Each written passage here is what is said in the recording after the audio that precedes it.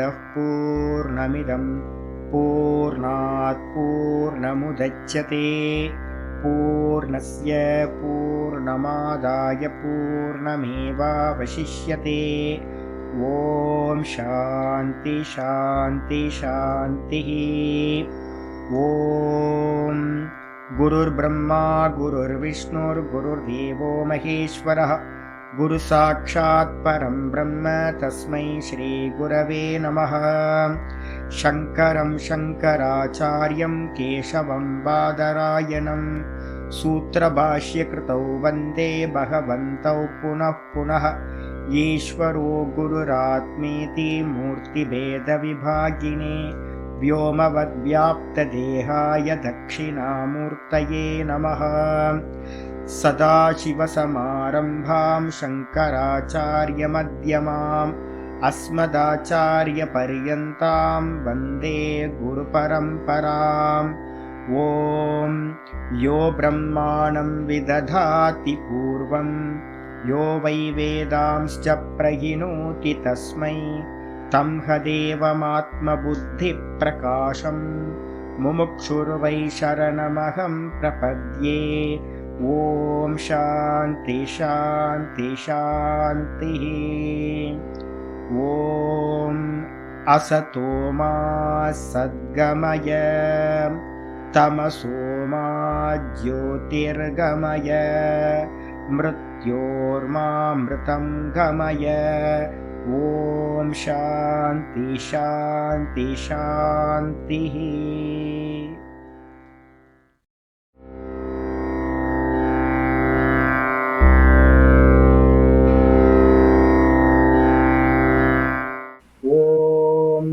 गुरुर्ब्रह्मा गुरुर्विष्णुर्गुरुर्देवो महेश्वरः गुरुसाक्षात् परं ब्रह्म तस्मै श्रीगुरवे नमः। वन्दे गुरूणां चरणारविन्दे सन्दर्शित स्वात्मसुखावबोधे निःश्रेयसे जाङ्गलिकायमाने संसारहालाहलमोघशान्त्यै। योगेन चित्तस्य पदेन वाचां मलं शरीरस्य च वैद्यकेन योपाकरोत्तं प्रवरं मुनीनां पतञ्जलिं प्राञ्जलिरानतोऽस्मि। आबाहुपुरुषाकारं शङ्खचक्रासिधारिणं सहस्रशिरसं श्वेतं प्रणमामि पतञ्जलिं।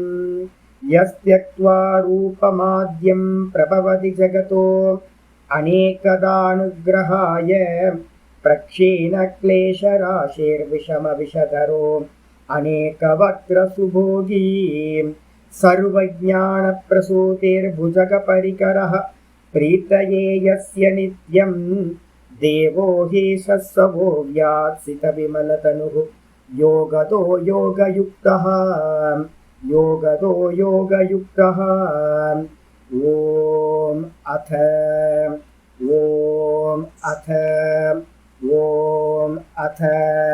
अथ योगानुशासनम्।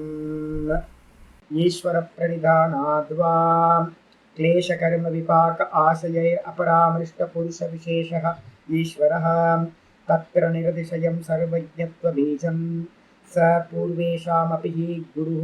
पूर्वेषामपि गुरुः कालेन अनवच्छेदात् तस्य वाचकः प्रणवः तज्जपः तदर्थभावनं ततः प्रत्यक्चेतनादिगमो अपि अन्तराय अभावश्च व्याधिस्त्यानसंशयप्रमाद आलस्य अविरतिभ्रान्तिदर्शन अलब्धभूमिकत्व अनवस्थितत्वानि चित्तविक्षेपाः ते अन्तरायाः दुःखदौर्मनस्य अङ्गमे जयत्व श्वासप्रश्वासविक्षेपसखभुवः तत्प्रतिषेधार्थम् ஏகதத்துவ அபியாசம். தமிழ்ல இருக்கிறது சூத்திரங்கள்ல தமிழ்ல தத்துவம் இருக்கு. ஏகத்துவம் இருக்கு, ஏகதத்துவ அபியாசம். நம்ம பார்த்துக்கிட்டு இருக்கிறது பதஞ்சலி யோக சூத்திரத்துல பிரதம பாதம் சமாதி பாதம் பார்த்துட்டு இருக்கோம். சமாதி பாதத்துல லாஸ்ட் 32வது சூத்திரம் வந்திருக்கும். 16 பார்த்துட்டு இருக்கோம். 16 32வது சூத்திரம். இது எங்கிருந்து ஆரம்பிச்சிருக்கு அப்படின்னா ஒரு பேக்கேஜ் போட்டுக்கணும். 23வது சூத்திரத்துல ஆரம்பிச்சிருக்கு. என்னது?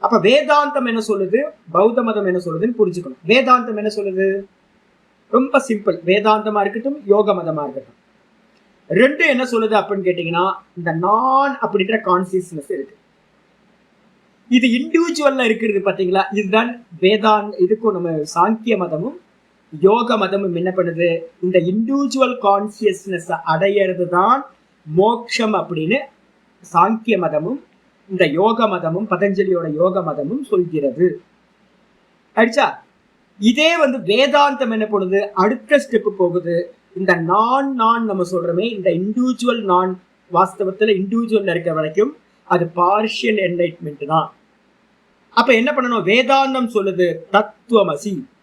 அந்த இண்டிவிஜுவல் கான்சியஸ்னஸ் பார்த்து சொல்லுது, நீ இண்டிவிஜுவல் இல்ல, நீதான் ஒரே தத்துவம், நீதான் பிரம்மமா இருக்க, எல்லாத்துக்குள்ளாரையும் நீதான் இருக்க அப்படின்னு. சாங்கியமும் யோகமும் என்ன சொல்லுது? பிரதிதேகம் பின்னம் ஆத்மான்னு சொல்லுது. ஒவ்வொரு தேகத்திலையும் இருக்கிற நான் வேற வேற நான் இருக்கு அப்படின்னு வேதாந்தமும் சாங்கியமும் சொல்லுது. சாங்கியமும் யோகமும் சொல்லுது. வேதாந்தம் சொல்லுது இருக்கிற நான் ஒரே நான் தான், தேகம்தான் வேற வேற வேற, எல்லா தேகத்திலையும் இருக்கிற நான் ஒரே நான். அப்ப அல்டிமேட் பிரம்ம தத்துவம்னு பேர் அதுக்கு பேர். இதுக்கப்புறம் பாத்தீங்கன்னா யார் இருக்கா, கீழே யார் இருக்கா அப்படின்னு கேட்டா, இந்த இதை சொல்லும் போது வேதாந்தத்துக்கும் நம்ம இந்த யோகத்துக்கும் ஒரே மாதிரி, சாங்கியத்துக்கும் ஒரே மாதிரி இருக்கு. என்னன்னா, இந்த நானுக்கு மேல ஒரு அவித்யான்ற லேயர், மாயான்ற லேயர் என்ன மூடி மறைச்சிருக்கு. இது வேதாந்தமும் சொல்லுது, சாங்கியமும் யோகமும் சொல்லுது. இதுதான் நான் எல்லா இடத்துலையும் சொல்லிட்டு இருக்கேன். என்ன ப்ராப்ளம் அப்படின்னு கேட்டீங்கன்னா, சாங்கியத்திலையும் யோகத்திலையும் அந்த மாயா அவித்யான்னு சொல்லக்கூடியது நித்தியம். நம்ம வேதாந்தத்துல என்ன சொல்றோம்னு கேட்டீங்கன்னா, அறியற வரைக்கும் தான் அது பாத்தீங்கன்னா ஒரு விவகாரத்துக்காக நம்ம சொல்றோம். மாயான்றதுக்கு பாத்தீங்கன்னா ஒரிஜினல் எக்ஸிஸ்டன்ஸ் இல்லை. அது எது வரைக்கும் நமக்கு தேவை அப்படின்னா, ஞாத்தே துவைத்தம் ந வித்யதே. அறிந்த பிறகு, தன்னை அறிந்த பிறகு, தன்னை பிரம்மமா அறிந்த பிறகு மாயை என்று ஒன்று இருப்பதில்லை. ரொம்ப தெளிவா இருக்கு. அப்போ நம்ம என்ன பண்றோம் அப்படின்னு கேட்டா, அறியாத வரைக்கும் தான் இந்த ஜெகத்துன்னு ஒண்ணு இருக்கு, நான் இந்த தேகாதிகளோட இருக்கேன். இதுக்கு என்ன காரணம் அப்படின்னு கேட்டா, மாயா அவித்யா அப்படின்னு ஒரு காரணத்தை நம்ம என்ன பண்றோம்? வேதாந்தத்துல சொல்றோம். இதே சாங்கியத்திலையும் யோகத்திலையும் என்ன பண்றாங்கன்னா, இல்ல அது சத்தியம்னு சொல்லிட்டாங்க. அப்ப வேதாந்தத்திலையும் மித்தியா, இது பொய்யானது. ஆனா சாங்கியத்திலையும் யோகத்திலையும் சத்தியம். ஒருத்தர் பாத்தீங்கன்னா என்லைட்டட் சோலா ஆகிறார் அப்படின்னா, என்லைட்டட் ஆனதுக்கு பிறகு கூட சாங்கியர்களும் யோகிகளும் என்ன சொல்றாங்கன்னா, மாயான்னு ஒண்ணு இருக்கும், அது நித்தியமா இருக்கும். எதுக்குப்பா அப்படின்னு கேட்டீங்கன்னா, ஒருத்தர் ஒரு தேகத்துல இருக்கிற ஒரு ஆத்மா தான் லிபரேஷன் ஆச்சு. ஒவ்வொரு தேகத்திலையும் மற்ற கோடிக்கணக்கான ஆத்மாக்கள் இருக்கும். அந்த ஆத்மாக்களுக்கு போகத்தையும் மோட்சத்தையும் கொடுக்கறதுக்காக மாயான்னு ஒண்ணு நித்தியமா இருக்கும் அப்படின்னு சொல்றாங்க. விவகாரத்துல இது கரெக்ட். விவகாரத்துல ரொம்ப கரெக்ட். ரமணர் மோட்சம் அடைஞ்சார், அவர் அடைஞ்சிட்டார். அவரோட மாயா போச்சா இல்லையா? அவருக்கு மாயா போயிடுச்சு. ஆனா மாயா நமக்கெல்லாம் இருக்கா? இன்னும் நமக்கு மாயா இருக்குல்ல, நமக்கு சுக துக்கத்தை கொடுக்குது இல்ல, நமக்கு பாத்தீங்கன்னா மோட்சத்தை கொடுக்கறதுக்காக, போகத்தை கொடுக்கறதுக்காக அந்த மாயா பாத்தீங்கன்னா இப்பவும் இருக்கு. அப்ப யார் யாரோ அவங்கவுங்க என்லைட்டட் ஆகி அவங்கவுங்க போயிடுவாங்க, மாயா இருக்கும். அப்ப ரெண்டு விவகாரத்துல ரெண்டு சத்தியம் இருக்கு. மாயாவும் சத்தியம் கூட, ஆத்மாவும் சத்தியம். வேதாந்தத்துல சொல்றது ஆத்மா ஒண்ணு மட்டும்தான் சத்தியம். இந்த மாயா அறியற வரைக்கும் தான் மாயைக்கு எக்ஸிஸ்டன்ஸ். அறிஞ்ச பிறகு மாயான்னு ஒண்ணு இருப்பதில்லை. இது வேதாந்தம். இப்ப யோகிகளும் இந்த சாங்கியர்களும் என்ன பண்றாங்கன்னா, அதை நித்தியம்னு சொன்னதுக்கு பிறகு மாயாவை யாராவது கண்ணில் பார்க்க முடியுமா? பார்க்க முடியாது. அப்ப அந்த மாயையோட காரியத்தை நம்ம பார்க்க முடியும். என்ன காரியம்? சித்தம். என்ன காரியம்? நான் சொல்லியிருக்கேன், தூக்கத்துல எது இருக்கு அப்படின்னா, தூக்கத்துல அவித்யா இருக்கு, மாயா இருக்குன்னு சொல்லலாம். இல்லைன்னா என்ன இருக்குன்னு சொல்லலாம்? சித்தம்னு ஒண்ணு இருக்குன்னு சொல்லலாம். தூக்கத்துல இருக்கிறது அந்த சித்தம் தான் பாத்தீங்கன்னா மாயாவோட ரெப்ரசன்டேட்டிவா இருக்கிறது. எல்லா காரியத்தையும் பண்றது இந்த மாயா. இந்த சித்தம். அப்ப அந்த சித்தம் வந்து பாத்தீங்கன்னா என்ன பண்ணுது அப்படின்னு கேட்டீங்கன்னா, அதுல ஏகப்பட்ட மெமரிஸ் இருக்கு, வாசனைகள். அதுதான் வந்து பாத்தீங்கன்னா நமக்கு ஜென்மங்களை கொடுத்துக்கிட்டே இருக்கு. அப்ப நம்ம என்ன பண்றோம் அப்படின்னு கேட்டீங்கன்னா, ஒரு லிபரேஷன் ஆகணும் அப்படின்னா நம்ம என்ன பண்ணணும்? அந்த மெதுவா மனசோட விருத்திகளை நிரோதம் பண்ணணும். அதுக்கப்புறம் சங்கல்பத்தை, புத்தியில இருக்கிற சங்கல்பத்தை நாசம் பண்ணணும். அதுக்கப்புறம் சித்தத்தில் இருக்கக்கூடிய வாசனைகளையும் ரிமூவ் பண்ணுனா நம்ம என்ன ஆகும்? லிபரேட்டட் சோலா ஆயிடலாம். இந்த சித்தத்துல வாசனைகள் இருக்கிற வரைக்கும் என்ன ஆகும்? திரும்ப திரும்ப ரீபர்த் கிடைச்சிக்கிட்டே இருக்கும். அப்படின்னு நம்ம வந்து பாத்தீங்கன்னா இந்த யோக மதத்திலையும் சொல்றோம், வேதாந்தத்திலையும் இதே தான் சொல்றோம். வேதாந்தத்திலையும் சேம் தான். அப்ப அந்த சஞ்சித கர்மா, அதே மாதிரி சஞ்சிதத்துல இருக்கிற வாசனைகள், நம்ம முந்தின ஜென்மங்கள்ல சம்பாதிச்ச வாசனைகளும் முன்னாடி ஜென்மங்கள்ல பண்ண கர்மங்களும் எங்க ஸ்டோர் ஆகுதுன்னு பார்த்தோம்? அந்த சித்தத்துல ஸ்டோர் ஆகும். புரிஞ்சு. இப்ப என்னாச்சு? பௌத்த மதத்துல எடுத்துக்கிட்டீங்க அப்படின்னா, இதை கொஞ்சம் பௌத்த மதத்துல பார்ப்போம். பௌத்த மதத்துல வந்து பாத்தீங்க அப்படின்னா பிரதானமா 2 பேர், மொத்தம் 4 பேர் மதங்கள் சொல்றோம் பௌத்த மதத்துல. மாண்டூக்கிய காரிக்கால 4 மதங்களையும் அலாத சாந்தி பிரகரணம்னு கடைசி பிரகரணத்துல கண்டனம் பண்ணுவாங்க. மாண்டூக்கியம் கேட்டவங்களுக்கு தெரியும். இதுல 4 பேர்த்துல வந்து பாத்தீங்க அப்படின்னா 2 பேரை மட்டும் பிரதானமா எடுத்துக்கிறோம். ஒருத்தர் வந்து பாத்தீங்கன்னா விஞ்ஞானவாதி அப்படின்னு சொல்லக்கூடிய ஒருத்தர். இந்த விஞ்ஞானவாதி தான் வேதாந்தத்துக்கும் இந்த யோகத்துக்கும், இப்ப நம்ம பேச போறது அந்த விஞ்ஞானவாதியை பத்தி தான் பேச போறோம். சங்கரர் அத்வைத வேதாந்தத்துல கண்டனம் பண்றதும் அந்த விஞ்ஞானவாதி அப்படின்றவங்களை தான் கண்டனம் பண்ணுவாங்க. க்ஷணிக்கவாதி, அதை வந்து என்ன சொல்லுவாங்க? விஞ்ஞானவாதின்னு சொல்லலாம், க்ஷணிக்க விஞ்ஞானவாதின்னு சொல்லலாம், இல்லைன்னா க்ஷணிக்கவாதிகள் சொல்லலாம். நம்ம ரெண்டுத்தையும் ஒன்னாக்கி என்ன பண்ண போறோம்? க்ஷணிக்க விஞ்ஞானவாதி அப்படின்னு போட்டுக்க போறோம். பௌத்த மதத்துல ஒரு முக்கியமான பெர்சன். இதுக்கு அப்புறம் இருக்கிறது என்னன்னு கேட்டீங்கன்னா, இதோட அட்வான்ஸ் ஸ்டேஜ் எது அப்படின்னா சூன்யவாதி அப்படின்னு சொல்லக்கூடிய 2வது பெர்சன். நம்ம சூன்யவாதிட்ட ஏதாவது வாதம் பண்ணுவோமான்னு கேட்டீங்கன்னா வாதமே பண்ண மாட்டோம். நம்ம வேதாந்தத்துல பெரிய பெரிய மகரிஷிகள்லாம் சூன்யவாதிகள்கிட்ட வாதமே பண்றதில்லை. ஏன் அப்படின்னா அவங்களோட மதம் என்ன சொல்றதுன்னா, சர்வம் சூன்யம் சூன்யம் சூன்யம். உலகத்துல ஒண்ணும் இல்லை. அப்ப ஒண்ணுமே இல்லைன்னா நீ இல்லை. அப்ப யார்கிட்ட நான் பேசுறது? கரெக்டு தானே? ஒண்ணுமே இல்லை அப்படின்னா நீயும் இல்லைன்னு தானே அர்த்தம். அப்ப நான் யார்கிட்ட வாதம் பண்றது?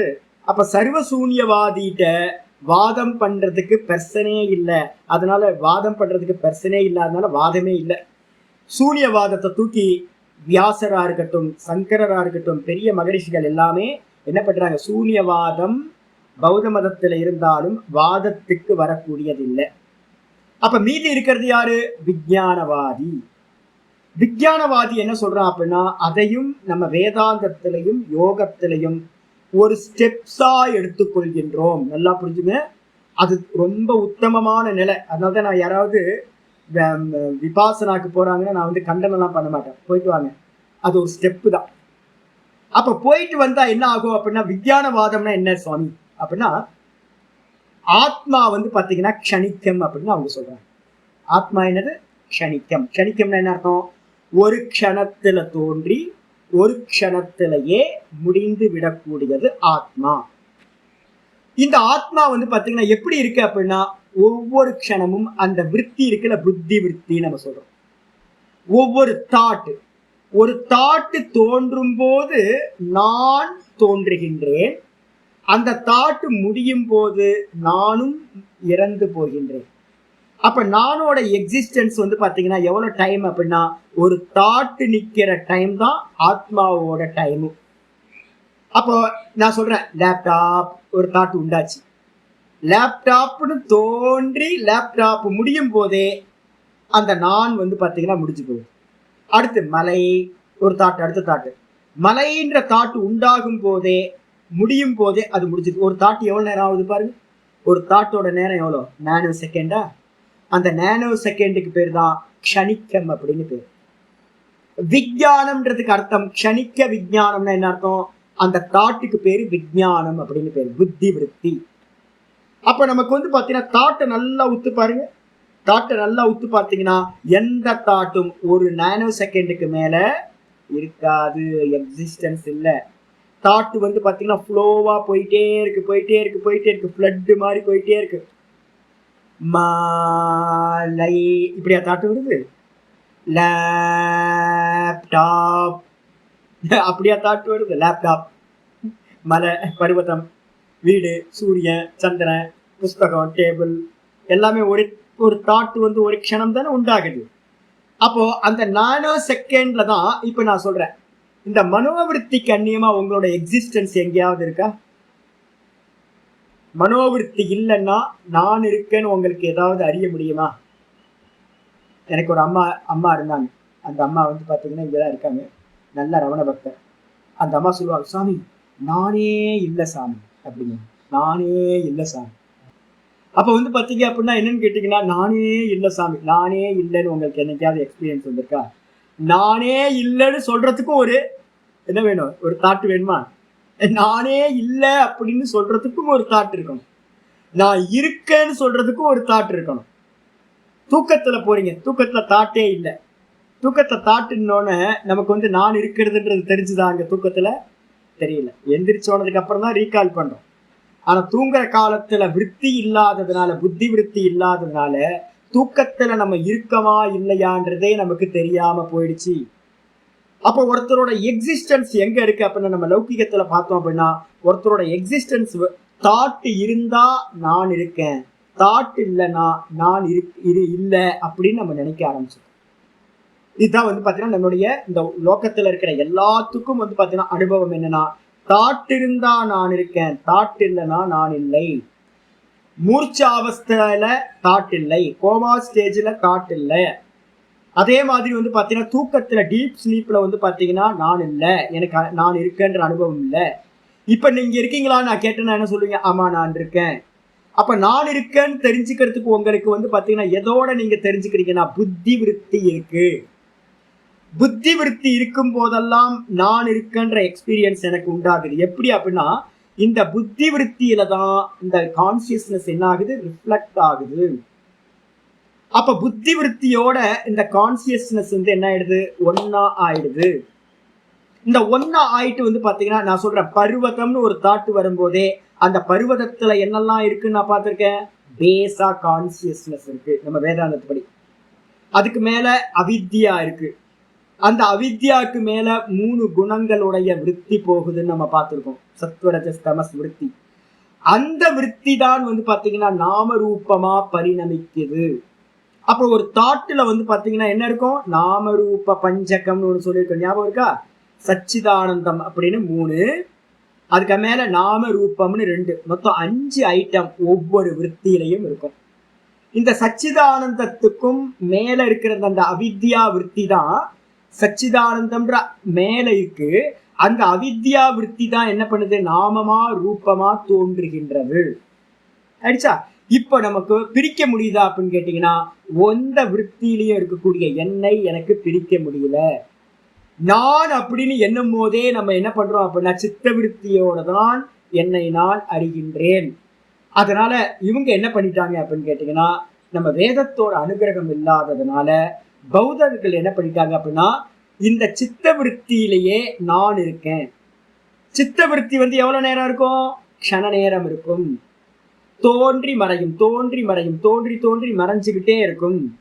அதே மாதிரி இந்த ஒவ்வொரு விருத்தியோட சேர்ந்து நானும் தோன்றுகின்றேன், நானும் மறைந்து போகின்றேன். அப்ப சித்த விருத்தியும் க்ஷணிக்கம். சித்த விருத்தியோடு இன்பில்டா இதா இருக்கிற இணைஞ்சிருக்கிற நானும் க்ஷணிக்கம். அப்ப வேதாந்தத்துல இந்த பௌத்த மதத்துல என்ன சொல்றாங்க? க்ஷணிக்க விஞ்ஞானவாதத்துல ஆத்மா க்ஷணிக்கம், க்ஷணிக்கம், க்ஷணிக்கம். ஏன்? அந்த விருத்தி க்ஷணிக்கம், க்ஷணிக்கம், க்ஷணிக்கம். அப்ப விருத்தியும் க்ஷணிக்கம், ஆத்மாவும் க்ஷணிக்கம். இந்த விருத்திக்கு அந்நியமா சித்தம்னு ஒண்ணு இருக்கா சுவாமி அப்படின்னு யாராவது கேட்டாங்கன்னா அவங்க சொல்றாங்க சித்தம்னு ஒண்ணு இல்லை அப்படின்னு நம்ம சொல்றாங்க. நம்ம சொல்றோம் இல்ல இல்ல, சித்தம்னு ஒண்ணு அனுபூதி ஆகிறதுக்கு முன்னாடி வரைக்கும் அந்த அவித்யான்னு ஒண்ணு இருக்கு. அந்த அவித்யாவோட ரெப்ரசன்டேட்டிவ் தான் வந்து பாத்தீங்கன்னா சித்தம். அந்த சித்தம் தான் பேஸா இருந்துகிட்டு அந்த சித்தத்துல இருந்துதான் விற்த்திகள் உண்டாகுது. சில சமயம் விற்த்திகள் இல்லாம இருக்கு. அப்ப சித்தம்ன்றது வந்து பேஸா இருந்துகிட்டு விற்த்திகளை உண்டு பண்றதா இருக்கு அப்படின்னு யோக மதமும் வேதாந்த மதமும் சொல்லுகின்றன. ஆனா இவங்க என்ன சொல்றாங்க அப்படின்னு கேட்டீங்கன்னா, இந்த சித்தம்னு ஒண்ணு தெரியவே இல்லைங்க. விற்த்திக்கு அந்நியமா சித்தம் ஒண்ணு இல்லை. பௌத்த மதத்துல என்னது? சித்த விற்த்திக்கு அந்நியமா, விற்த்திக்கு அந்நியமா சித்தமும் இல்லை. விற்த்திக்கு அந்நியமா வேற ஒரு பர்மனண்டான ஒரு ஆத்மாவும் இல்லை. அப்ப என்ன பண்ணிட்டாங்கன்னா, விற்த்தியே ஆத்மா, விற்த்தியே வஸ்து, விற்த்தியே எல்லாம், விற்த்திக்கு அந்நியமா பேஸ் இல்லை அப்படின்றது அவங்களோட மதம். இப்ப நான் கேட்கிறேன், நல்லா யோசிச்சு பார்த்தீங்கன்னா, நம்ம அனுபவத்துல பார்த்தீங்கன்னா அதான், விற்த்திக்கு அந்நியமா இந்த உலகத்துல ஒண்ணும் இல்லை. விஸ்வம் தர்ப்பண திருஷ்யமான நகரே துல்லியம் நிஜாந்தர்கதம் பஷ்யன்னாத்மனி மாயஜா பகிரிபூதம் யதா நித்ரயா. தட்சிணாமூர்த்தி அஷ்டகத்துல பாத்தீங்கன்னா இந்த விஷயத்த சொல்றார். இந்த உலகம் எங்கப்பா இருக்கு அப்படின்னா, நீங்க நானு இந்த உலகம் எல்லாம் இருக்குன்னு நம்ம சொல்றோமே, எங்க இருக்குன்னா வெறும் விருத்தி ரூபமா இருக்கு. நீங்க காலையில என்ன சொன்னீங்க? வெறும் நினைப்பு தான் சாமி.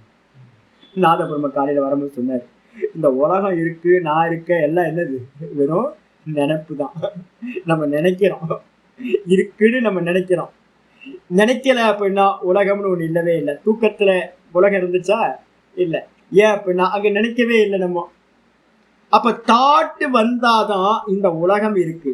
தாட் இல்லைன்னா உலகம் இல்லை. அப்ப மொத்தமும் என்னமா அப்படின்னு கேட்டீங்கன்னா, மொத்தமும் தாட்டு தான். இது பாத்தீங்க அப்படின்னா பௌத்த மதத்துல சொல்லியிருக்கு. இப்ப நம்ம பாடத்துக்குள்ள நுழைஞ்சா மீனிங் பண்ணும்போது சரியா இருக்கும். பாஷ்யத்துக்கு வந்துருக்கு. விக்ஷேப பிரதிஷேதார்த்தம் ஏக தத்துவ ஆலம்பனம் சித்தம் அபியசேத். சூத்திரத்தோட மீனிங்க பாத்தீங்கன்னா ஒரு சின்ன துண்டுல சொல்லி முடிச்சுட்டார். விக்ஷேப பிரதிஷேதார்த்தம், யோக சித்த விருத்தி நிரோதம் தானே நம்ம படிச்சிருக்கோம். யோகம் என்றால் சித்த விருத்திகளை நிரோதம் பண்ணுங்க. சித்தம் சஞ்சலமா விக்ஷேபத்தோட இருந்தா என்ன பண்ண முடியாது? யோகத்தை அடைய முடியாது. அப்ப சித்தத்தோட விக்ஷேபத்தை நிறுத்தணும். இந்த சித்த விக்ஷேபம் பாத்தீங்கன்னா எங்கெல்லாம் சித்தம் விக்ஷேபமாகும் அப்படின்னு கேள்வி கேட்டீங்கன்னா, சித்தம் பாத்தீங்கன்னா வியாதி ஸ்தியான அப்படின்னு மொத்தம் 9+4 அந்தராயங்கள் பார்த்திருக்கோம். ஏத்தே சகபுவக அப்படின்னு கடைசி சூத்திரத்துல சொல்லியிருக்கேன், விக்ஷேப சகபுவக அப்படின்னு. விக்ஷேபத்தோடு கூடி இந்த 13 அந்தராயங்கள் சம்பவிக்கும். அப்போ இந்த விக்ஷேபத்தை பாத்தீங்கன்னா பிரதிஷேதார்த்தம், விக்ஷேபம் சொல்லலாம், விக்ஷேபத்தோடு கூடி இருக்கிற 13 அந்தராயங்கள் சொல்லலாம். இதை நிறுத்துவதற்காக பிரதிஷேதார்த்தம் ஏக தத்துவ ஆலம்பனம். ஏக தத்துவ ஆலம்பனம்னா என்னது? ஆலம்பனம்னா பிடிப்புன்னு அர்த்தம், தழுவுதல் அர்த்தம், ஹக் பண்றதுன்னு அர்த்தம். ஆலம்பனம் இஸ் ஈக்குவல் ஹக் பண்றது, கட்டி பிடிக்கிறது. எப்படி? ஒரு நம்ம சொல்லியிருக்கல ஒரு போல், அந்த ஒரு போல்ல பாத்தீங்கன்னா ஒரு வெத்தலை கொடியை சுத்தி விட்டீங்க அப்படின்னா அந்த வெத்தலை கொடி நல்லா மேல போயிடும். இல்லைன்னா முல்லை கொடியை பாத்தீங்கன்னா சுத்தி விட்டீங்கன்னா அந்த முல்லை கொடி நல்லா மேல போயிடும். இப்ப என்ன ஒண்ணு இருக்கு, அப்படியே கீழே விட்டுருக்க, அது பாட்டுக்கு கீழேயே போயிட்டு இருக்கு. மேல கட்டி விடணும். லீவ் நாள்ல தான் அதை கட்டி விட்டுனா மேல போயிடும், கூடைக்கு மேல போயிடும். கட்டி விட்டீங்க அப்படின்னா நல்லா மேல போயிடும். கட்டி விடாம அந்த கிரீப்பரை விட்டுட்டீங்க அப்படின்னா, கொடியை விட்டுட்டீங்க அப்படின்னா அது கீழே போய் என்ன ஆகும்? வேஸ்டா போயிடும். அப்ப இந்த சித்தத்துக்கு பாத்தீங்கன்னா ஒரு ஆலம்பனம் கொடுக்கணும். ஆலம்பனம்னா கொடிக்கு எப்படி ஒரு போல நட்டு அதுக்குள்ளார சுத்தி விடுறோமோ அதே மாதிரி ஓங்காரம் என்பது ஆலம்பனம், ஏக்க தத்துவம். அந்த ஏக்க தத்துவத்தை, ஓங்காரத்தை இந்த மனசு பாத்தீங்கன்னா மனசு கிரீப்பர். இந்த மனசுன்ற கிரீப்பரை என்ன பண்ணணும்? அந்த ஓங்காரத்தோடையே இணைச்சு விட்டோம் அப்படின்னா, சுத்தி சுத்தி விட்டோம் அப்படின்னா இந்த மனசு ஓம் ஓம் ஓம் ஓம் ஓம் ஓம் ஓம் ஓம் ஓம் ஓம் ஓம் ஓம் சொல்லிக்கிட்டே இருக்குன்னு வச்சுங்களேன். அது மெதுவா மெதுவா மெதுவா என்ன ஆகும்? சித்தத்தோட விக்ஷேபத்தை நிறுத்து. அப்ப ஓங்காரம் சொல்றதோட முக்கியமான தாத்பரியம் சமத்தை அடைதல். சமோ மனோ நிகிரஹா, மனசை நிரோதம் பண்றதுக்கு, சித்தத்தை விக்ஷேபத்திலிருந்து நீக்கிறதுக்காக ஓங்காரம்ன்ற ஆலம்பனத்தை என்ன பண்ணணும்? சித்தம் அபியசேத், மனசு அபியாசம் செய்யட்டும். மேல என்னங்க பிரமாணம் வேணும் உங்களுக்கு? ஓங்காரத்தை பத்தி பரமஹம்சானந்தா ஓங்காரத்தை சொல்றாரு. ஓங்காரத்தெல்லாம் நான் சொல்லலைங்க, எல்லா மகரிஷிகள் சொல்றது. வியாசர் சொல்லியிருக்கார் பாஷ்யத்துல, அதே பாத்தீங்கன்னா பதஞ்சலி சொல்லியிருக்கார். அதுதான் நான் உங்களுக்கு சொல்றேன். சித்தத்துல இருக்கக்கூடிய விக்ஷேபங்களை நிப்பாட்டணும் அப்படின்னா கண்டிப்பாக என்ன பண்ணணும், இந்த ஓங்கார ஆலம்பனத்தை ஏக தத்துவ அபியாசத்தை அபியசேத் கட்டளை வாக்கியம் அபியாசம் செய்யட்டும் சொல்லியாச்சு. இது வரைக்கும் சூத்திரத்தோட அர்த்தம். இனிமே பாத்தீங்கன்னா பௌத்த மத கண்டனம்னு போட்டுங்க. விஞ்ஞானவாதியோ ஒவ்வொருத்தரையும் கண்டனம் பண்ண போறோம். என்ன கண்டனம்? மெதுவா வாங்க, இருங்க, அவசரப்படாதீங்க, மெதுவா வாங்க. யஸ்ய தூ பிரத்யர்த்த நியதம். யஸ்ய தூனா என்ன அர்த்தம்னா, நம்ம மதம் எது? யோகம் வித் வேதாந்தம். நம்ம மதத்துல பாத்தீங்கன்னா சித்தம்னு ஒரு ஸ்தாயி தத்துவம் இருக்கு, பேஸ் இருக்கு. அந்த சித்தத்துக்கு கீழே பேஸ் இது ஆத்மான்ற ஒரு பேஸ் இருக்கு. ஆத்மாவுக்கு மேல சித்தம். அந்த சித்தத்துல இருந்து என்ன ஆகுதுன்னா விற்த்திகள் எல்லாம் ப்ரொடியூஸ் ஆகுது. விற்த்திகளை உண்டு செய்யக்கூடிய இடத்துக்கு பேரு சித்தம் அப்படின்னு பேரு. அந்த சித்தம் தோன்றி மறைகிறதா இருக்கிறதா சுவாமினா, உங்களுடைய சம்சாரம் இருக்கிற வரைக்கும் அது இருக்கும். ஏன்? நம்ம சம்சாரமே அதாங்க. நம்ம சம்சாரமே எது? நம்ம கூடயே இருக்கிற சம்சாரம் அந்த சித்தம் தான். அனுபூதி ஆகும் போதுதான் என்ன ஆகும்? பரம் திருஷ்டுவா நிவர்த்ததே. கீதால சொல்லுது, பரம் திருஷ்டுவானா அந்த பரமாத்ம தரிசனத்தினால மட்டும்தான் இந்த சித்தமானது இல்லாமல் போகும். அப்ப அது வரைக்கும் பாத்தீங்கன்னா அனாதி காலத்திலிருந்து எது வரைக்கும் நம்ம அனுபூதி பண்றோமோ அது வரைக்கும் அது இருக்கும், அந்த சித்தம் இருக்கும். சித்தம் இருக்குன்னாவே என்ன ஆகும்? அதுல இருந்து விற்த்திகள் ப்ரொடியூஸ் ஆயிட்டே இருக்கும். ஆயிடுச்சா? இது நம்மளோட வேதாந்த மதமும் அப்படிதான் சொல்லுது, யோக மதமும் அதுதான் சொல்லுது. ஆனா ஆனால் எவர்களுக்கு, எவர்கள்னா யாரு அப்படின்னா பௌத்த மதத்துல இருக்கிறவங்களுக்கு பிரத்யர்த்த நியதம். பிரத்யர்த்த நியதம் அப்படின்னா என்ன அர்த்தம்? ஒரு க்ஷணத்துல ஒரு விஷயத்தை மட்டுமே என்ன பண்ணும்? மலை அப்படின்னா ஒரு தாட் ஒரு க்ஷணம்தான் உண்டாகும். அது ஒரே வஸ்துவை தான் இண்டிகேட் பண்ணும். மலை அப்படின்னு நான் சொன்னேன் அப்படின்னா பர்வதம்ன்ற ஒரு தாட் வந்துச்சுன்னா அந்த ஒரு தாட் அந்த பர்வதம்ன்ற வஸ்துவை மட்டும்தான் என்ன பண்ணும்? கிரகணம் பண்ணும். அடுத்த தாட்டு பாத்தீங்கன்னா லேப்டாப்ன்ற தாட்டை மட்டும்தான் ஒரு தாட் ஒரு விஷயத்தை தான் கிரகணம் பண்ணும்.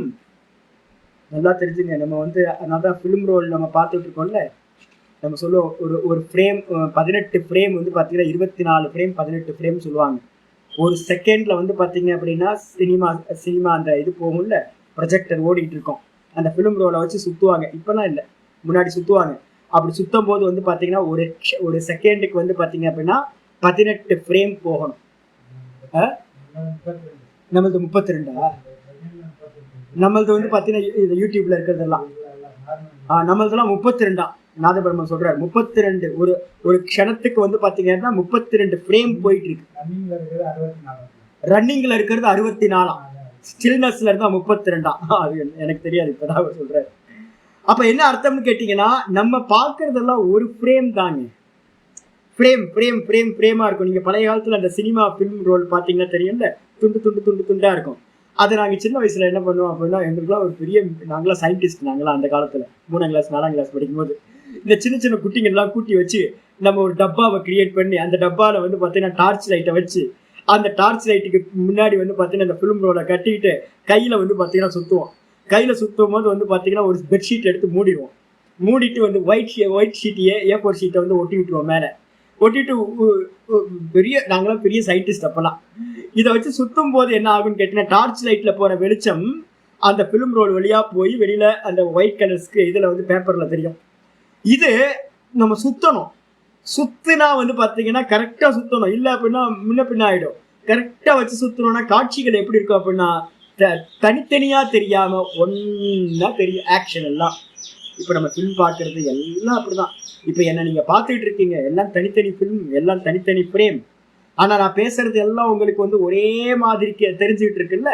அப்ப என்ன அர்த்தம்னா, ஒரே மாதிரி இல்ல, ஒவ்வொரு க்ஷணமும் ஒரு தாட்டு ஒரு விஷயத்தை மட்டுமே கிரகணம் பண்ணும். ஆனா இந்த தாட்டோட வேகம் என்ன அப்படின்னா 32 18 ஃப்ரேம் 32 ஃப்ரேம்லாம் இல்லைங்க. அதை காட்டிலும் சித்தத்தோட வேகம் ரொம்ப அதிகம். நம்மளால நினைச்சே பார்க்க முடியாது. மனோஜவம் நம்ம சொல்றோம்ல, மனசோட வேகம் ரொம்ப அளப்பிட முடியாதது. அப்போ நமக்கு வந்து தனித்தனி பிரேமா தெரியாம ஒட்டுமொத்தமான தொடர் சிந்தனை, தொடர் விஷயங்களை நம்ம இந்த பாக்குறோம். ஆனா பௌத்த மதத்தை சொல்றாங்க விஞ்ஞானவாதிகள், கரெக்டா சொல்றாங்க, இல்லப்பா ஒரு க்ஷணத்துல இந்த சித்த விருத்தி ஒரு விஷயத்தை மட்டுமே அறியும், ஒரு விஷயமா தான் பரிணமிக்கும். அதுக்கு என்ன பேரு சம்ஸ்கிருதத்துல, இங்க அவங்க மதத்துல பேசுறது பிரத்யர்த்த நியதம். பிரதி அர்த்த அப்படின்னா ஒவ்வொரு அர்த்தத்தையும் அது வந்து பாத்தீங்கன்னா இதுதான் ஒரு க்ஷணத்துல ஒரு விருத்தி ஒரு விஷயத்தை தான் கிரகணம் செய்யும். இதான். அப்ப ஒவ்வொரு தாட்டுக்கும் ஒவ்வொரு விருத்தி, மலை, லேப்டாப், புஸ்தகம், டேபிள், அவன் இவன் அப்படின்னு ஒவ்வொன்றும் ஒவ்வொரு தாட் ஆயிடுச்சா. அதுக்கப்புறம் இந்த சித்தம்னு ஒண்ணு இருக்கா சுவாமி அப்படின்னு கேட்டீங்கன்னா, சித்தம்னு ஒண்ணு இல்ல, பிரத்யமாத்திரம் சித்தம். பக்கத்துல போட்டுக்கணும், பிரத்யமாத்திரம் சித்தம். சரி, அந்த தாட்டு ஒரு க்ஷணத்துல தோன்றி ஒரு க்ஷணத்துல மறையுது, ஒரு அர்த்தத்தை தான் அது எடுத்துக்கும், ஒரு வஸ்துவை தான் எடுத்துக்கும், கேரி பண்ணும். சரி, சித்தம்னு ஏதாவது இருக்கா அப்படின்னா சித்தம்னு ஒண்ணு இல்லவே இல்லைங்க. சித்தம் என்ன அப்படின்னு கேட்டா உங்களுக்கு ஏதாவது தெரியுதா? தாட்டு கண்ணியமா சித்தம்னு ஒண்ணு ஏதாவது உங்க அனுபவம் இருக்கா? உங்க யாருக்காவது அனுபவம் இருக்கா? தாட்டு கண்ணியமா, தாட்டு நீங்க பாக்குறீங்கல்ல, எல்லாருமே தாட்டு பார்க்கணும். தாட்டு ப்ரொடியூஸ் ஆகிற இடம் யாராவது உங்களுக்கு ஏதாவது தெரியுமா? யாராவது பார்த்துருக்கீங்களா? தாட்டுக்கு அந்நியமா சாமி தாட்டு ப்ரொடியூஸ் ஆகிற சித்தம்னு ஒண்ணு இருக்கு சுவாமி, அதுல இருந்து தான் தாட் எல்லாம் ப்ரொடியூஸ் ஆகுது அப்படின்னு உங்களுக்கு ஏதாவது அறிவு இருக்கா? நம்ம யாருக்குமே அறிவு இல்லை. நம்ம அறிவு எல்லாமே தாட்டு மட்டும்தான் நம்ம பார்க்கிறோம். உண்மைதானே? அதேதான் இங்க சொல்றாங்க. சித்தம் என்பது என்னன்னு கேட்டா வெறும் தாட்டு தாங்க. நான் இதெல்லாம் எல்லாமே இதெல்லாம் இந்த இந்த இந்த அம்சம் எல்லாம் நம்ம வந்து ஸ்வீகாரம் பண்றோம், வேதாந்தத்துல ஸ்வீகாரம் பண்றோம். நமக்கு வந்து சித்தம்னு ஒண்ணு தெரியவே தெரியாது சாமி, பேஸ்ன்றது ஒண்ணு தெரியவே தெரியாது. நமக்கு தெரிஞ்சது வந்து பாத்தீங்கன்னா ஒரு பர்டிகுலர், இப்ப அபியாசத்துல இருக்கிற காலத்துல ஆரம்ப காலகட்டத்துல நமக்கு தெரிஞ்சது தாட்டுக்கு அந்நியமா வேற எதுவுமே நமக்கு தெரியாது. நமக்கு தெரிஞ்சதெல்லாம் தாட்டு மட்டும்தான். அப்ப சித்தம் என்பது என்னன்னு கேட்டீங்கன்னா, யாராவது கேட்கிறாங்க சித்தம் மனசு, சித்தம் மனசு ரெண்டு ஒண்ணுதான். சித்தம் மனசுன்னு யாராவது கேட்டாங்கன்னா வெறும் தாட்ஸ் மட்டும்தான் சுவாமி சித்தம். மனசுன்றது வெறும் தாட்ஸ் மட்டும்தான் சுவாமி. அததான் இங்க பிரத்யய மாத்திரம். பிரத்யம் என்ன அர்த்தம்? சித்தம் என்பது வெறும் தாட்டு மட்டும்தான். தாட்டுக்கு அந்நியமா கீழே ஒரு பேஸா இருக்கிற ஒரு சித்தம்னு ஒரு தத்துவம் இல்லை அப்படின்னு இவங்க சொல்றாங்க, க்ஷணிக்க விஞ்ஞானவாதிகள். அதுக்கு அடுத்தது இந்த தாட்டு, அப்ப என்ன அர்த்தம்? தாட்டு ஒரே ஒரு வஸ்துவை தான் கிரகணம் பண்ணும். முதல்ல பிரத்யர்த்த நியதம். அந்த தாட்டுக்கு அந்நியமா சித்தம்னு ஒண்ணு இல்ல, சித்தம் தாட்டு மட்டும்தான். மூணாவது அர்த்தம் சொல்றாங்க, அந்த தாட்டுன்றது க்ஷணிக்கம். அந்த தாட்டுனது க்ஷணிக்கம். க்ஷணிக்கத்துக்கு அந்நியமா வேற ஒண்ணும் இல்லை. க்ஷணிக்கம்னு அர்த்தம் நானோ செகண்ட். க்ஷணிக்கம் ரொம்ப க்ஷணம், நம்ம க்ஷணம்னு சொல்றோம்ல, அந்த க்ஷணம் மாத்திரம் நானோ செகண்ட். அப்ப வெறும் க்ஷணிக்கம் சித்தம். இந்த விதமாக சித்தம் இருக்கிறது. அப்ப சித்தத்துல வந்து பாத்தீங்கன்னா எது ரிஃப்ளெக்ட் ஆகுது? சித்தத்துல நம்ம வேதாந்தத்துல இருந்து சொல்றோம் நான் ஒரு தத்துவம் இருக்குங்க. இந்த நான் வந்து பாத்தீங்கன்னா இந்த சித்தம்னு சொல்லக்கூடிய தாட்டுல ரிஃப்ளெக்ட் ஆகுது அப்படின்னும். நீங்க என்னைக்காவது நீங்களும் நானும் என்னைக்காவது பார்த்தோமா? ஒரிஜினலை பார்த்துருக்கோமா? உங்களுக்கு எக்ஸ்பீரியன்ஸ் என்ன சொல்லுங்க? இந்த தாட்டுக்கு அந்நியமா நான் இருக்கேன்னு எனக்கு தெரியுதா? ஒரு தாட்டும் இல்லைன்றது ஒரு தாட்டா இருக்கு. எனக்கு ஒரு தாட்டும் இல்லை ஜி, தாட்டே இல்லாம நான் இருக்கேன் ஜி அப்படின்னு ஒரு தாட்டா இருக்கு நமக்கு. அப்ப தாட்டு இல்லாம நம்மளுடைய ஒரிஜினல் எக்ஸிஸ்டன்ஸ்ன்றது நமக்கு தெரியவே தெரியாது. அப்ப வேதாந்தம் சொல்லுது என்ன சொல்லுது? ஒரிஜினல் ஒரு தாட் இருக்கு, அதோட ரிஃப்ளெக்ஷன் வந்து எங்க படுது? இந்த சித்தம் புத்தி மனசு இதெல்லாம் படும்போது ஒவ்வொரு தாட்டும் வந்து பாத்தீங்கன்னா சைத்தன்ய மாதிரி தெரியுது நம்ம சொல்றோம். ஆனா வேதாந்தம் படிக்காத பௌத்த மதத்துல இருக்கிறவங்க என்ன பண்றாங்கன்னு கேட்டீங்கன்னா, தெரியாததெல்லாம் கல்பனை பண்ணாங்க. என்ன தெரியுதோ அதானே சத்தியம், கண்ணுக்கு என்ன தெரியுதோ அதானே சத்தியம். ஒரிஜினல் ஆத்மான்றது ஒண்ணு இருக்குன்னு நமக்கு தெரியவே தெரியாது. அப்ப அதனால வந்து பாத்தீங்கன்னா விற்த்தியில ரிஃப்ளெக்ட் ஆகிற சைத்தன்யம்னு சொல்றியே, ரிஃப்ளெக்ஷன்லாம் இல்லை, விற்த்தியில தெரிகிற ஆத்மா. நம்ம விற்த்தியில ஆத்மா ரிஃப்ளெக்ட் ஆகுதுன்னு சொல்றோம். ஆனா இவங்க என்ன பண்றாங்க, ஆத்மா விற்த்தியில இருக்குன்னு சொல்றாங்க. இது எப்படி அப்படின்னு கேட்டீங்கன்னா, நான் சொன்னல பன்னி வந்து பாத்தீங்கன்னா வானத்தையே பார்க்காதுன்னு சொல்லி, பன்னிக்கு வந்து பாத்தீங்கன்னா வானம் தெரியாது, சந்திரன் தெரியுமான சந்திரன் தெரியாது, நட்சத்திரம் தெரியுமான்னு நட்சத்திரம் தெரியாது. ஏன்னா பன்னியோட ஐசைட் வந்து பாத்தீங்கன்னா இப்படியே தான் இருக்கும், கீழே தான் இருக்கும். அது கவுந்து படுக்கவே தெரியாதான். பன்னிக்கு வந்து இப்படி படுக்க தெரியாதான். வானம் இப்படி படுத்தாதானே வானம் தெரியும், மேலே நோக்கி படுத்தாதானே வானம் தெரியும். இப்போ வந்து பன்னி வந்து பாக்குது, நிறைய பானை வச்சிருக்கு, நிறைய பானையில தண்ணி ஊற்றி வச்சிருக்கு. இந்த பன்னி வந்து பாத்தீங்கன்னா வந்து பார்த்துச்சு அப்படின்னா சந்திரன் எப்படி தெரியும், ஒவ்வொரு தண்ணியிலையும் தனித்தனியா தெரியுமா. இதுக்கு வானமே பார்க்க முடியாது.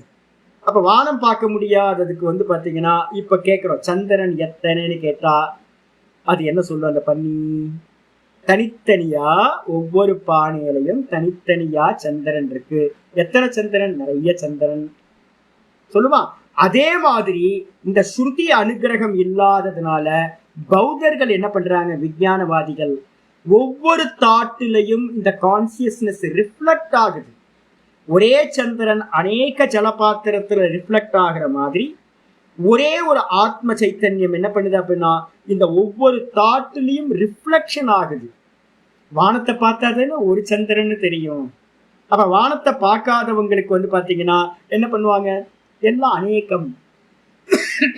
அதே மாதிரி இந்த ஒவ்வொரு தாட்டிலையும் இருக்கக்கூடிய அந்த கான்சியஸ்னஸ் ஆத்மா, அந்த தாட்டு ஒவ்வொன்றும் சித்த விருத்தி.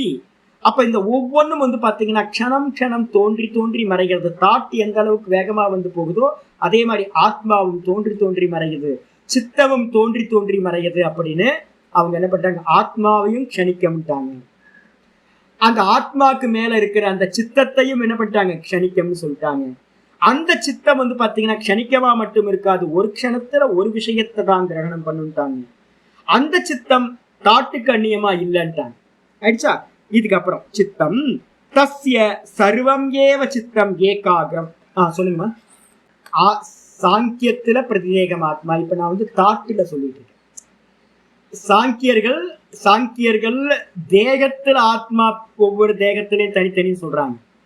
க்ஷணிக்க விஞ்ஞானவாதிகள் என்ன சொல்றாங்க, ஒவ்வொரு தாட்டிலையும் ஆத்மா தனித்தனின்றாங்க. அப்போ ஆத்மா வந்து இப்ப நீங்க பேசிக்கிட்டு இருக்கிறது அடுத்த க்ஷணத்துல நீங்க இல்லை, நான் பேசிக்கிட்டு இருக்கேன்னா அடுத்த க்ஷணத்துல நான் இல்லை, போன க்ஷணத்துல நான் இல்லை, இப்ப வேற. ஒவ்வொரு க்ஷணத்திலையும் ஆத்மா மாறிக்கிட்டே இருக்கு. எப்படி வந்து பாத்தீங்கன்னா சாங்கியர்கள் ஒவ்வொரு தேகத்திலையும் ஆத்மா தனித்தனியா இருக்குன்னு சொல்றாங்களோ அதே மாதிரி ஒவ்வொரு தாட்டிலையும் ஆத்மா தனித்தனியா தோன்றி தோன்றி மறையுது அப்படின்னு விஞ்ஞானவாதிகள். அவங்களோட மதத்துல இப்ப நம்ம சொல்லிட்டு இருக்கோமே, ஓங்காரத்தை என்ன பண்ணணும், தொடர்ந்து ஏக தத்துவ அபியாசம் பண்ணணும்னு நம்ம சொன்னோமா. எதுக்காக ஏக தத்துவ அபியாசம் பண்றோம், சித்தம் விக்ஷேபமா இருக்குன்றோம். சித்தம் விக்ஷேபமா இருக்கு. சித்தம் விக்ஷேபம்னா என்ன அர்த்தம், நானா விற்த்திகளா போயிட்டு இருக்கிறதுக்கு பேர் தான் விக்ஷேபம். அடிச்சா. அப்ப பலவிதமான விற்த்திகள் தோன்றுச்சு அப்படின்னா ராம் ராம் ராம் ராம் நினைக்காம மனசு இங்க அங்க கண்டபடி போயிட்டு இருந்துச்சுன்னா அது விக்ஷேபம். விக்ஷேபம் என்ன பண்ணும், துக்கத்தை கொடுக்கும். அப்ப அது ஆனா இவங்க மதத்துல எடுத்துக்கிட்டீங்கன்னா ஒவ்வொரு தாட்டும் தனித்தனி. அப்படி இருக்கிறதுனால சதா காலமும் ஒவ்வொரு விற்பி தான் இருக்கு, அடுத்த விற்பிக்கு தெரியவே தெரியாது. என் மனசு ஒரே சஞ்சலமா இருக்குன்னு சொல்றதுக்கு ஒருத்தர் இருக்க மாட்டாங்க. யார் சொல்றதுக்கு ஒருத்தர் இருக்கணும்ல. நான் சொல்றேன், காலையில எழுந்திரிச்சிச்சு, காலையில இருந்து என்னன்னு தெரியல, ஏதோ ஒரு பாப்பம் வந்து எக்ஸாஸ்ட் ஆகுது போல இருக்கு, ஏதோ பண்ண பாப்பம் மனசு வந்து பாத்தீங்கன்னா ஒரே சஞ்சலமா இருக்கு, இங்க அங்க அல்லாடிக்கிட்டு இருக்குது அப்படின்னு சொல்றேன்னா, காலையில இருந்து இப்ப மத்தியானம் 11 மணி வரைக்கும் ஒரு பெர்சன் இருக்கணும்ல, ஒரே பெர்சன் இருக்கணும். அவன் தான் எக்ஸ்பீரியன்ஸாரா இருந்துகிட்டு என்ன பண்ணணும், என் தாட் நிறைய ப்ரொடியூஸ் ஆகுது அப்படின்னு சொல்லணும். ஒவ்வொரு தாட்டிலையும் ஒருத்தன் இருக்கான்னு வச்சுங்களேன், ஒவ்வொரு தாட்ல ஒரு ஆத்மா இருக்கு. அப்ப யார் சொல்லுவா, ஒரு தாட்டுல ஒரு எக்ஸ்பீரியன்ஸ் ஆகுது, அந்த தாட்டுல இருக்கிற ஆத்மா அடுத்த தாட்டுல இருக்காது. அந்த விஷயமும் அந்த தாட்ல இருந்த விஷயமும் அடுத்த தாட்ல அந்த விஷயமும் இருக்காது. அப்போ சித்த விற்த்தியும் தனித்தனி, அதுல இருக்கக்கூடிய எக்ஸ்பீரியன்ஸரா இருக்கிற ஆத்மாவும் தனித்தனி. அப்ப ஒவ்வொரு தாட்டும் வந்து பாத்தீங்கன்னா யாரும் வந்து பாத்தீங்கன்னா கோஆர்டினேட் பண்ணி இது எல்லாம் எனக்கு சம்பவிக்குது அப்படின்னு சொல்றதுக்கான ஒரு பெர்சன் இருக்க மாட்டாங்க. எல்லாமே க்ஷணிக்கம், தோன்றி மறைகிறது. அப்ப யாருக்கு வந்து பாத்தீங்கன்னா சித்த விக்ஷேபம்னு சொல்றதுக்கு யார் இருப்பா? சித்த விக்ஷேபம்னு சொல்றதுக்கு ஆளே இருக்க மாட்டான். ஏன்னா ஆத்மா தோன்றி தோன்றி க்ஷணம் மறைஞ்சுக்கிட்டே இருக்கு. அப்ப யாருக்குமே சித்த விக்ஷேபம் இருக்காது. ஒரே தாட்டு ஒரு க்ஷணத்துல தோன்றி மறைகிறது. அது அடுத்த தாட்டோட அதுக்கு எந்த சம்பந்தமும் இல்லை. செப்பரேட்டா இருக்கிறது. பிரத்யர்த்த நியதம். அப்ப எப்ப நீங்க வந்து பாத்தீங்கன்னா 10-100 தாட்டை ஒன்னா வச்சீங்களோ அந்த 100 தாட்டுக்கும் பேஸா இருக்கிறவன் ஒருத்தன் இருந்தாதான் நம்ம சொல்ல முடியும் எனக்கு 100 தாட்டும் விதவிதமா வருதுச்சு, ரொம்ப டிஸ்டர்பன்ஸா இருக்குன்னு சொல்ல முடியும்.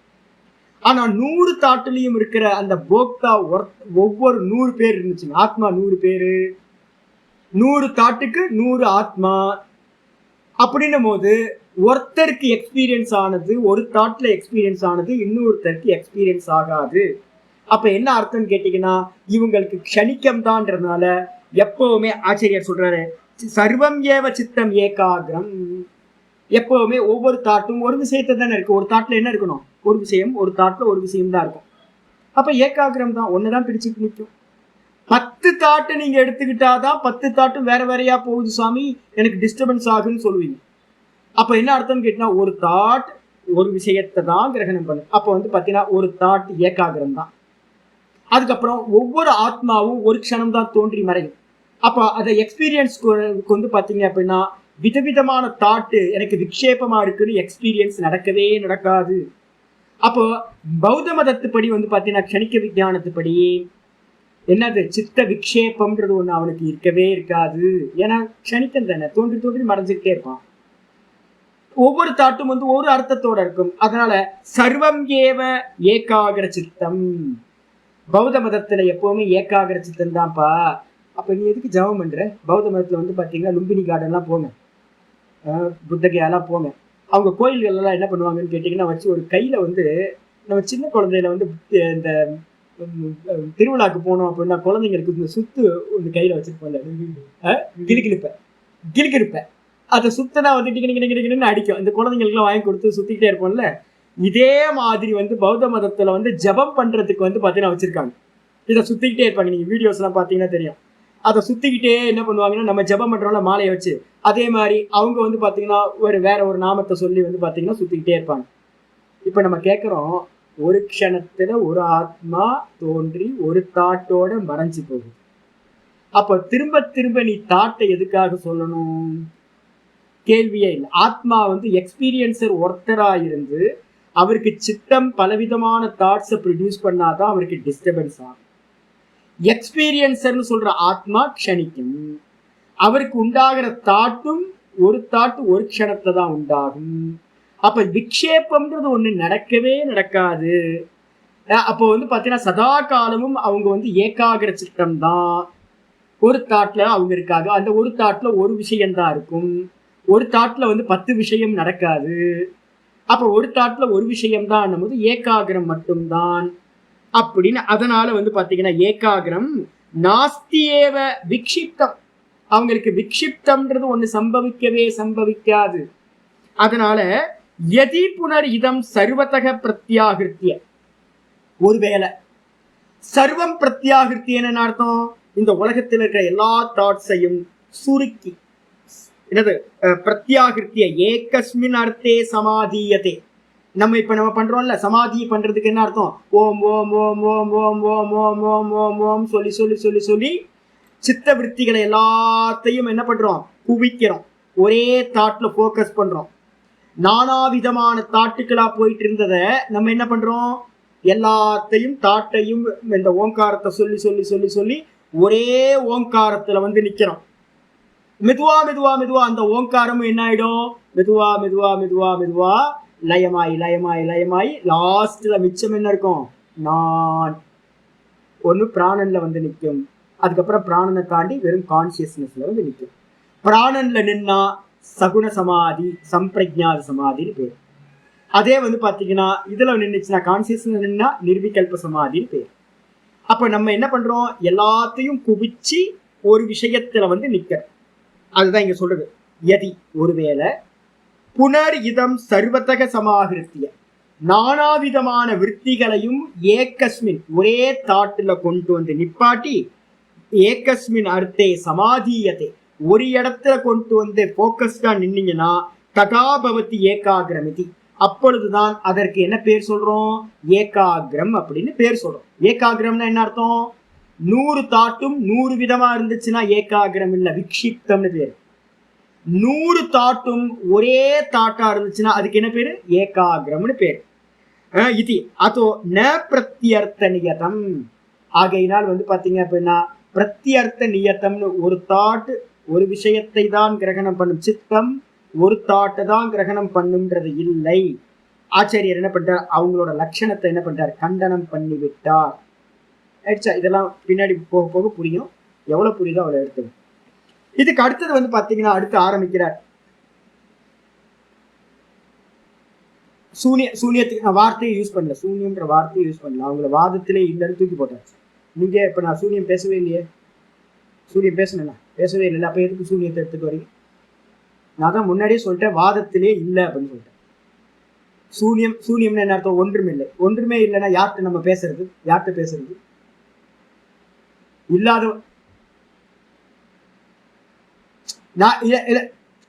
நான் இல்லைன்னா சொல்லவே இல்லைங்களேங்க, ஏன் நீங்க கற்பனை ஏன் பண்றீங்க?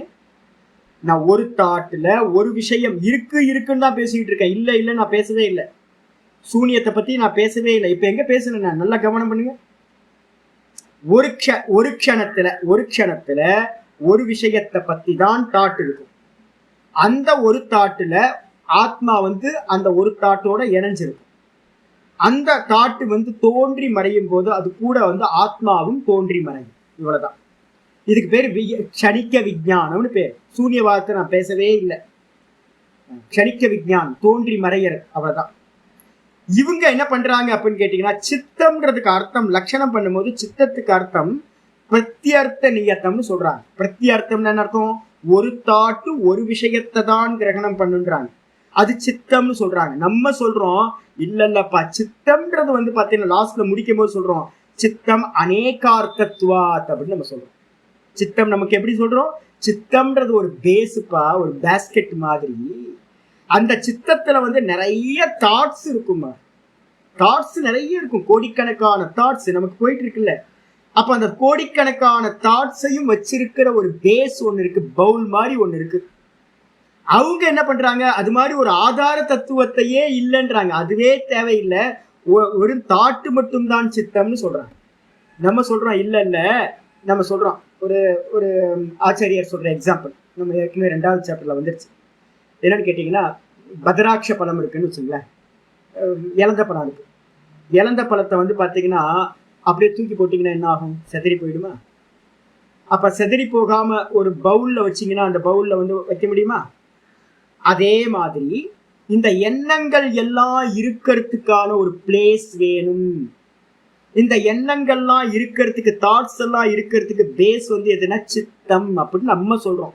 வேதாந்தத்திலையும் அதுதான் சொல்றோம், யோகத்திலையும் சொல்றோம்.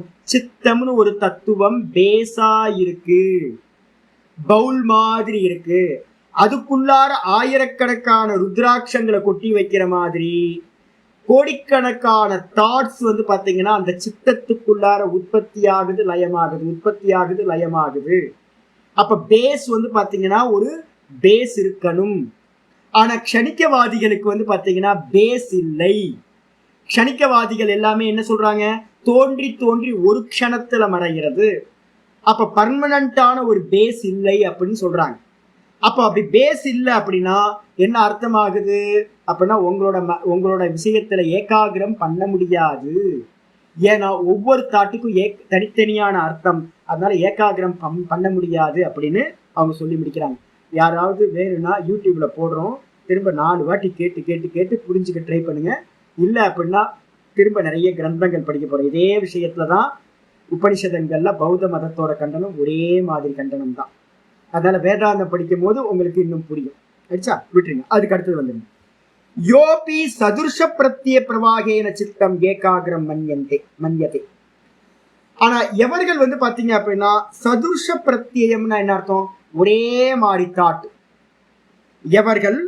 எவர்களுக்கு வந்து பாத்தீங்கன்னா ஒரே மாதிரியான தாட்டு பிரவாகமா போகுதோ, ஓம் ஓம் ஓம் ஓம் ஓம் ஓம் ஓம் ஓம் ஓம் ஓம் ஓம் ஓம் ஓம் அப்படின்னு எல்லா தாட்டும் ஒரே மாதிரியான தாட்டு போகுதோ அவங்கதான் என்ன பண்றாங்க? ஏகாகிர சித்தம் அப்படின்னு சொல்றாங்க. அத தஸ்ய எது ஏகாகிரதா பிரவாக சித்தஸ்ய தர்ம. அப்ப அந்த ஏகாகிர சித்தம்ன்றதுல வந்து பாத்தீங்க அப்படின்னா ஒரே தாட்டு போயிட்டு இருக்கிறது வந்து பாத்தீங்கன்னா அந்த பிரவாகமா போச்சுன்னா அதுதான் வந்து பாத்தீங்கன்னா சித்தசிய தர்மக, சித்தத்தோட தர்மம் அது. ததா அப்பொழுது ஏக்கம் நாஸ்தி பிரவாக சித்தம் க்ஷணிகத்வாத். அப்ப வந்து பாத்தீங்கன்னா என்ன சொல்றாங்க அப்படின்னு ததா ஏக்கம் நாஸ்தி பிரவாக சித்தம். பிரவாக சித்தம்ன்றது வந்து பாத்தீங்கன்னா ஒன்னா இல்ல வந்து பாத்தீங்கன்னா க்ஷணிக்கமா? ஓம் ஓம் ஓம் ஓம் ஓம் கணிதம் தான் எல்லாமே. ஒவ்வொரு தாட்டு ஓம் ஓம் ஓம் ஓம் ஓம் தோன்றி தோன்றி மறையுது. ஆனா தோன்றி தோன்றி மறைஞ்சாலும் அது எல்லாம் எப்படி போயிட்டு இருக்கு? பிரவாகமா போயிட்டு இருக்கு. அடிச்சா அது மட்டும் இல்ல, அத பிரவாக அம்சஸ்ய ஏவ பிரத்யேஸ்ய தர்ம. இந்த பிரவாகம் தாங்க, இந்த விருத்தியோட பிரவாகம் இருக்குல்ல, ஃப்ளோ, அந்த ஃப்ளோ தான் வந்து பாத்தீங்கன்னா தாட்ஸோட தர்மமே அதுதான். மனசு அப்படின்னா தாட்ஸ் அப்படின்னா அது பிரவாகமா தான் இருக்கும். அந்த பிரவாகம் சர்வக சதுர்ஷ பிரத்யேக பிரவாகி. அது என்ன பண்ணும் அப்படின்னு கேட்டீங்கன்னா, இப்ப ஏகாகிர சித்தத்துக்கு நம்ம என்ன பண்ணணும்னு கேட்டீங்கன்னா ஒரே ஒரு காரியம் பண்ணணும். ஃப்ளட் மாதிரி போயிட்டு இருக்கிறது தான் மனசோட தர்மம். அந்த ஃப்ளட் மாதிரி போய்கிட்டு இருக்கிற அந்த தர்மத்தை நம்ம என்ன பண்ண போறோம்? ஒரே தாட்டை கொடுத்து, சதுர்ஷ பிரத்யம்னா ஒரே விதமான தாட்டை கொடுத்து பிரவாகம் பண்ணினீங்கன்னா அதுக்கு பேர் தான் ஏகாகிரம்.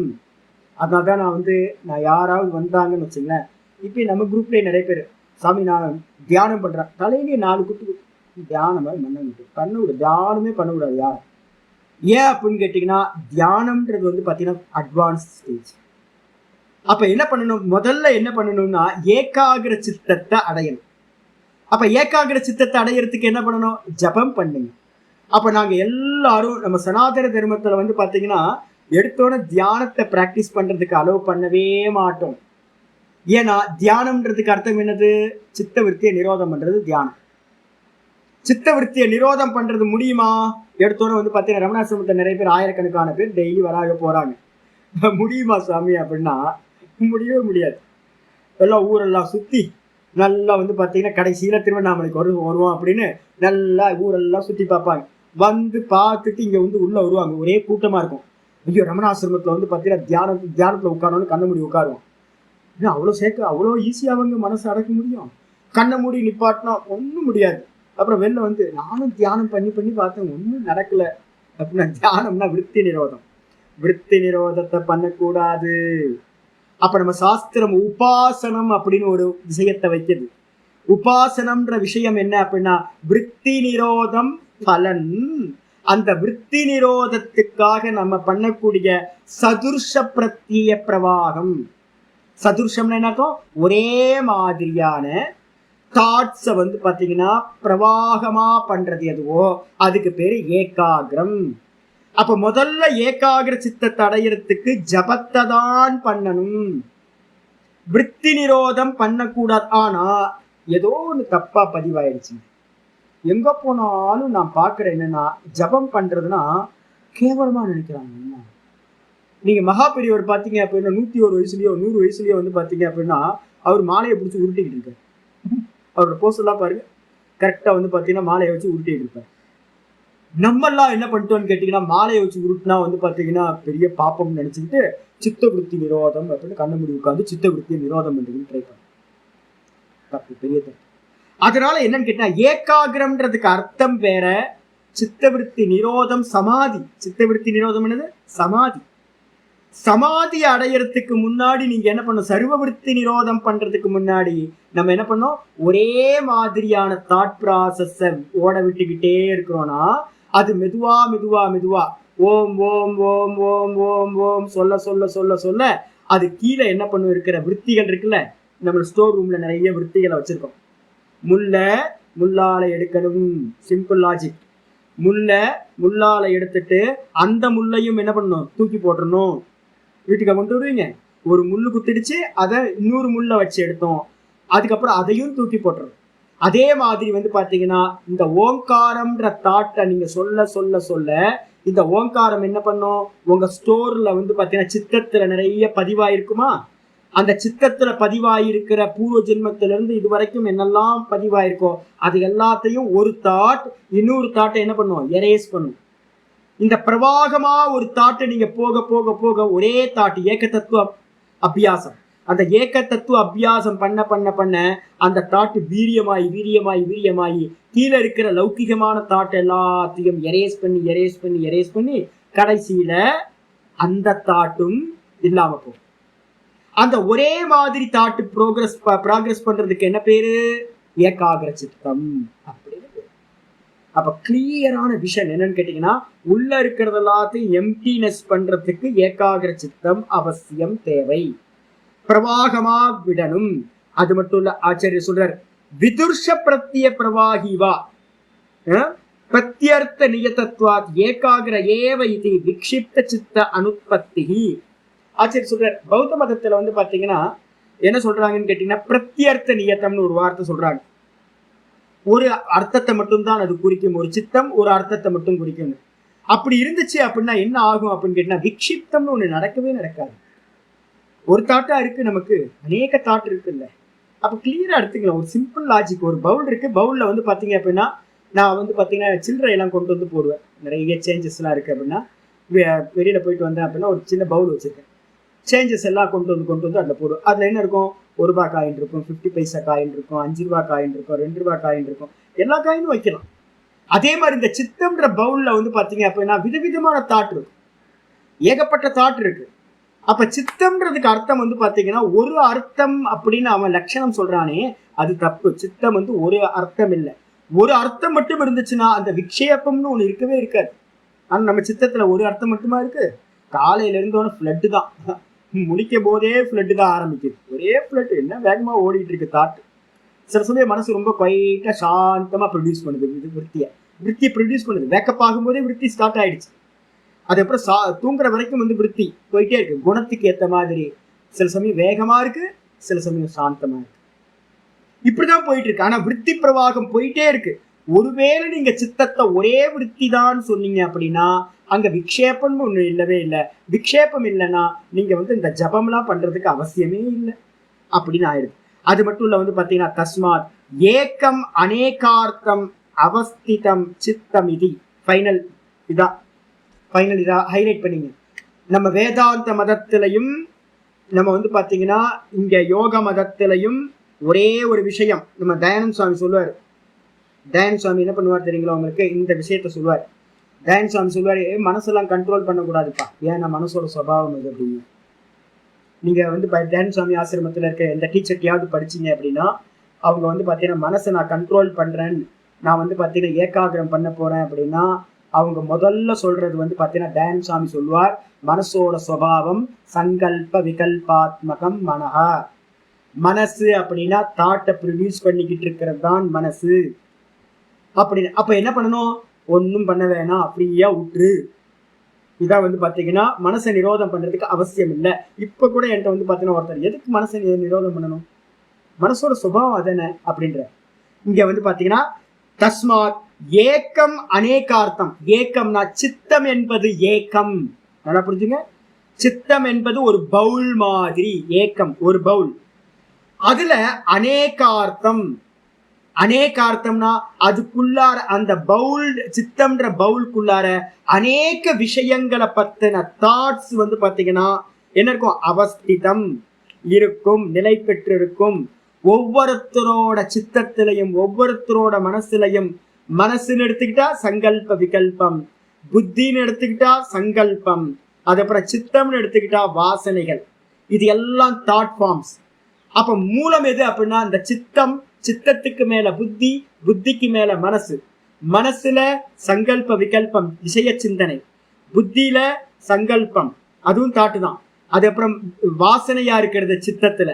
அப்ப இது எல்லாம் வந்து பாத்தீங்கன்னா விதவிதமான விஷய சிந்தனைகள், விதவிதமான சங்கல்பங்கள், விதவிதமான வாசனைகள், இது எல்லாம் இருக்கிற இடம் எது? சித்தம் சொல்லக்கூடிய ஒன்றுக்குள்ளார இது எல்லாம் இருக்கு.